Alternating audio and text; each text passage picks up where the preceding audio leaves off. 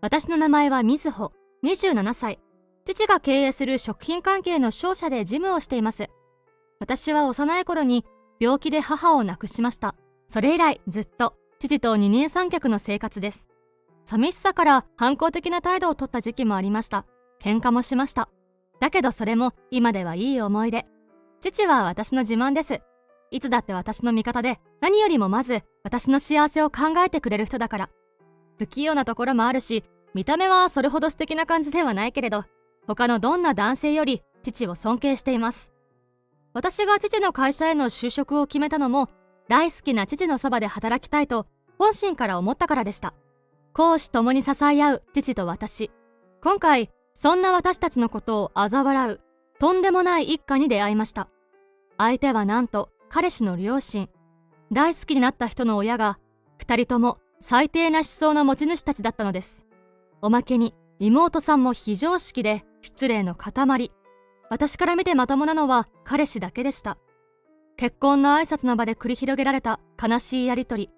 今回はその顛末についてお話しさせてください。私と優太は共通の知人の紹介で知り合いました。彼に会った瞬間、私はこの人だと思いました。それくらい見た目がタイプで、しかも声も話し方も私好みの素敵な男性だったのです。聞けば、今まで彼女ができてもすぐにダメになってしまっていたのだとか。私はすごく不思議でした。どうしてこんな素敵な人がずっと独身なのだろう。とっくに結婚していてもおかしくはないのに、と。しばらく交際を重ねた優太と私。デートの最中、たまたま散歩中の父と遭遇したこともありました。その時も優太の対応は100点満点、完璧でした。堂々と自己紹介をする姿に父も感心していました。それから数ヶ月後、結婚の意思を固めた優太と私は親を呼んで顔合わせの席を設けることにしました。お店はどこがいいんだろう。静かな雰囲気のところがいいよな。個室でお互いの家から近くて。和風にする？それとも洋風にする？ご両親はどっちが好みか、優太、今度確認しておいてね。お土産も必要だと思う？何もないのは変かな。普通はどうなんだろうね。調べてみようか。顔合わせのセッティングをするだけでも一苦労。結婚式の大変さが思いやられる、そんな経験でした。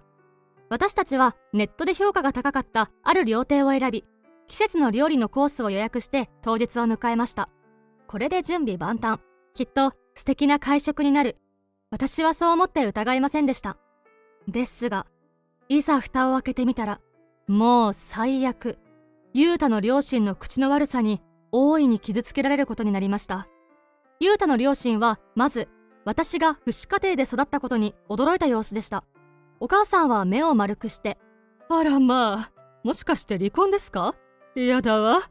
親が離婚してると子供も離婚しやすいのよ。なんだかぶしつけな人だな、というのが第一印象でした。上品そうな見た目の割に言動に品がないのです。いくらお互いを知るための場だと言っても、母親が不在の理由をこうもつけつけと聞いてくるなんて。母は私が小学生の頃に病気で他界しました。それからは父と二人暮らしなんです。ね、お父さん。妻を亡くしたことで娘には苦労をさせました。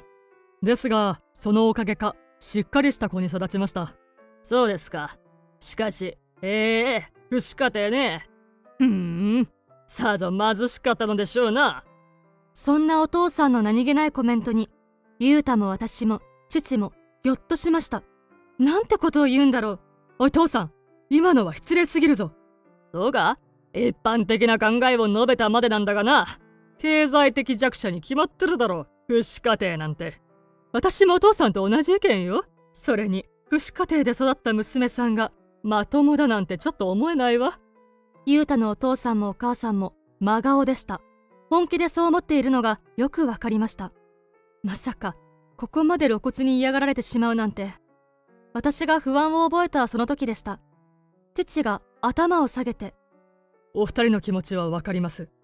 不死家庭なんてあまり一般的ではない。返す言葉もありません。ただ、だからこそ、私は娘が普通の感性を持った優しい女性に育ってくれるよう心を砕いてきました。娘は私の自慢です。そんなこの子のことを優太くんも気に入ってくれた。私は本当に嬉しく思いました。ご不安は重々承知しております。ですが、どうか娘のことを信じてやっていただけないでしょうか。この通りです。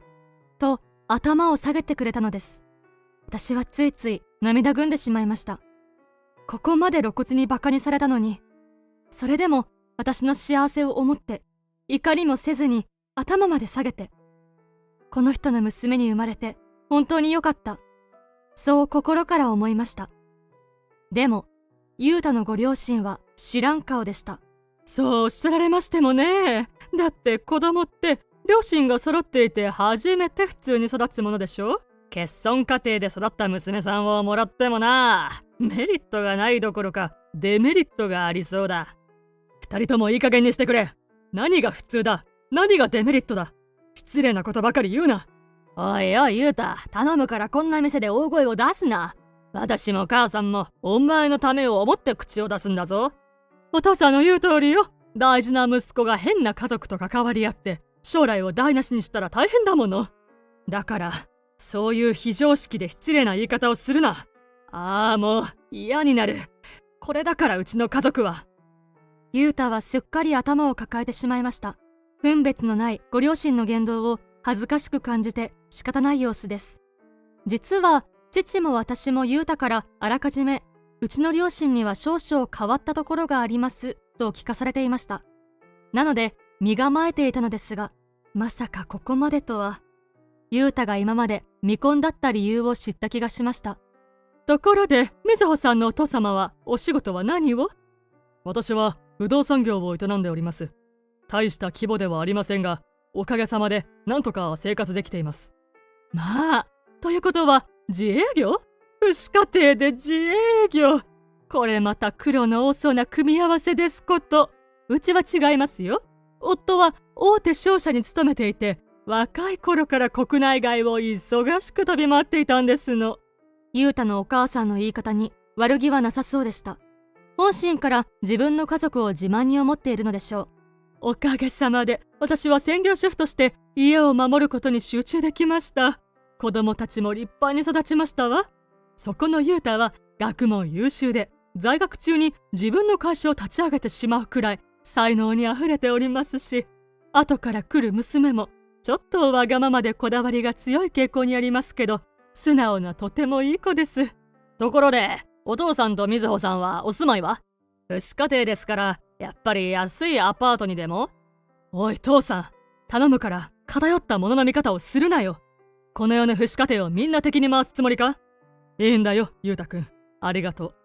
確かに手頃な家賃のアパートに住んだ時期もありました。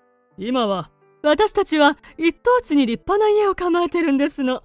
周りからは白亜の城なんて呼ばれております。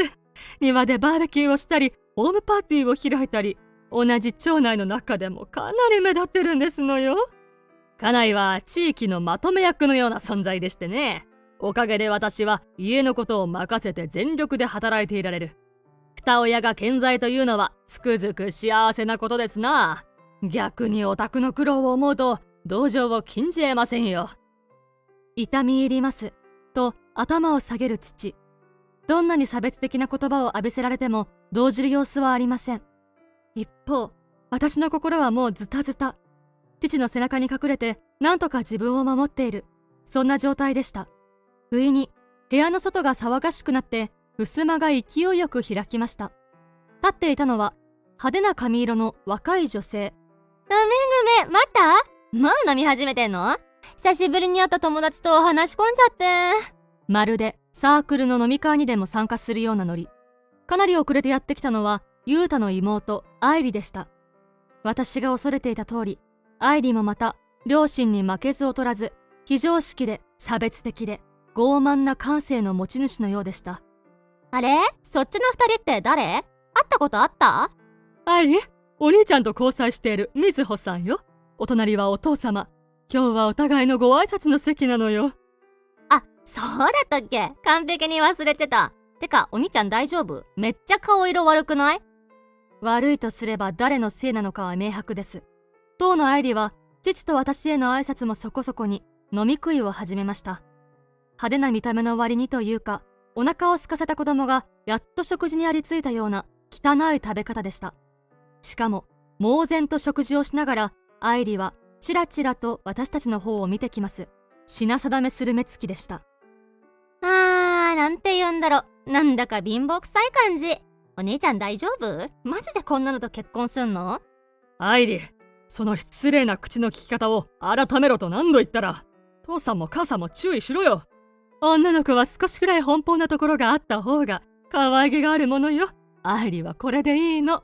ご紹介します。娘の愛理です。愛理は今度大手不動産会社への就職が内定していましてね。お父様とは同業ということになりますな。とはいえこちらは大手、雲の上の存在かもしれませんが。愛梨が就職する予定だという不動産会社の社名を聞いて、私はハッとしました。そこって、ちらりと横目で伺うと、父は全くの無表情。何か考えがある様子なので、私も口をつぐみました。両親は愛梨を溺愛しているようで、ずっとべた褒め。何のための会だかよくわからないありさまになりました。貧乏くさい感じといったお前の目に狂いはないよ。お二人は父子家庭でね、苦労してこられたようだ。愛梨は上流のものや一流のものを見極める優れた目を持っていますの。我が子ながら感心します。見た目だってほら、この通りの美人でしょ。何度も整形を繰り返した末の最高傑作なんですの。一流の家庭、一流の感性、一流の美貌。失礼ですが、お宅のお嬢様とは全く比べ物になりませんね。私のことはいくら貶めてくださっても構いませんが、娘を悪く言うのはやめていただきたい。不愉快だ。父の鋭い一言。時がピタリと止まったようでした。私も雄太一家も父の顔から目が離せませんでした。母親を亡くして辛かっただろうに、瑞穂はずっと私を支えて泣き言一つこぼさずついてきてくれた。この子は私の宝。どこに出しても恥ずかしくはない自慢の娘です。侮辱するのはやめていただきたい。お父さん。背筋を伸ばして堂々とした父の姿。真剣な表情。私にはそんな父のすべてがかっこよく見えました。大きなため息をついて父は姿勢を正しました。受け身だった今までとは明らかに雰囲気が違います。残念なことですが、私たちの間にはどうしても埋まらない溝があるようです。そう思いませんか？ええ、それは確かにそうですな。我が家は一流で、そちらは見ての通りというわけですから。ただ、私は裕太くんのことだけは信頼しています。彼に娘を任せたい。瑞穂もそれを望んでいます。私は反対よ。会って話してよくわかりました。お宅と私どもでは釣り合いがちっとも取れません。家同士のつながりは確かに重要です。しかし、結婚で本当に肝心なのは二人の気持ち。それに尽きるはず。こうしませんか？今後家同士は関わりを一切持たない。ただし、この二人の結婚は大いに祝福する。父の提案を雄太のお父さんは鼻で笑いました。いかにも相手をバカにしたような蔑み笑いでした。息子の妻になるということは我が家に嫁ぐということだ。私はこんな娘さんはいりませんよ。困りましたね。では、筋を通すことは諦めましょう。結婚は究極的には二人の問題。二人が決めればいい。裕太くん、君の考えを聞かせてもらっていいかな。ご両親は反対のようだが、君は今後どうしたい？話を振られて、雄太も姿勢を正しました。彼は父の方に向き直り、深く深く頭を下げました。その前に、身内の無礼をお詫び申し上げます。私は今日ほどこの家族の存在を恥じたことはありません。ちょっとお兄ちゃん、なんてこと言うのよ。黙ってろ、と怒鳴った雄太は涙目でした。悲しくて悔しくて恥ずかしくて仕方ないという様子でした。もしもお許しをいただけるなら、瑞穂さんと結婚させてください。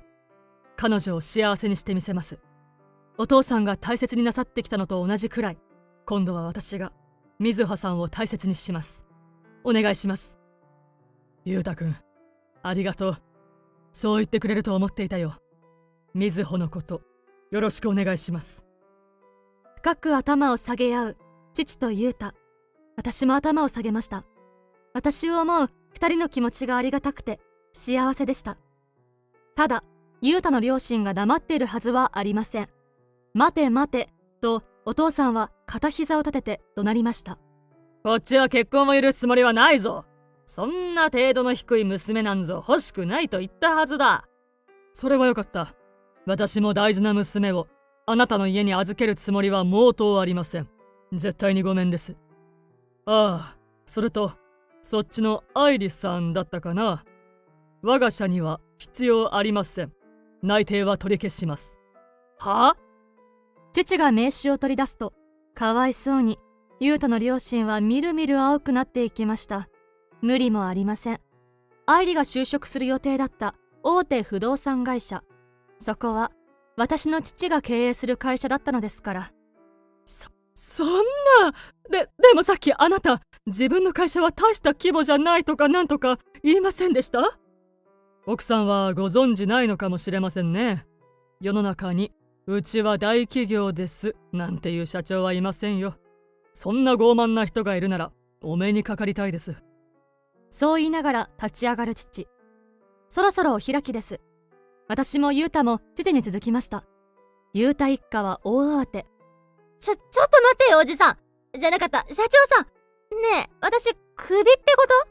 強制退職なの？クビじゃない。雇う前にお断りということだよ。どうして君を採用しようとしたのか不思議だな。会社に戻って確認しよう。もう二度とこんなことがないように。瀬戸際で食い止められてよかった。君のような非常識で失礼な社員が一人でもいたら、会社の評判はガタ落ち。大勢に迷惑がかかるからな。日頃から穏やかな父にしては辛辣な言い方でした。愛理は唇をわならかせて泣いてしまいました。そんな娘の肩を抱くお母さん。彼女も涙目。あれほど嫌味だったお父さんも今はすっかり萎縮しています。もう愛想が尽きた。金輪際、俺はあんたたちとは縁を切る。実家には戻らない。これでさようならだ。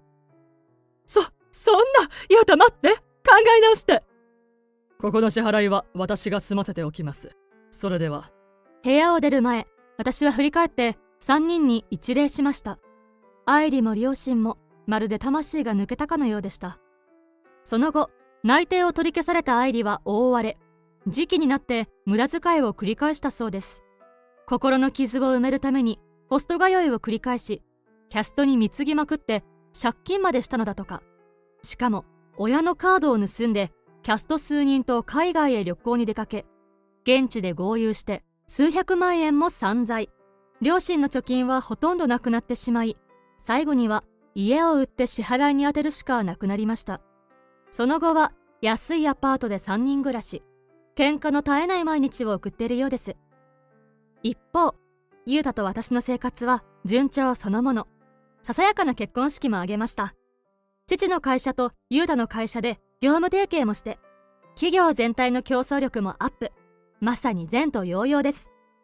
私を愛してここまで育ててくれた父のためにも、私は今からもっともっと幸せになろうと思います。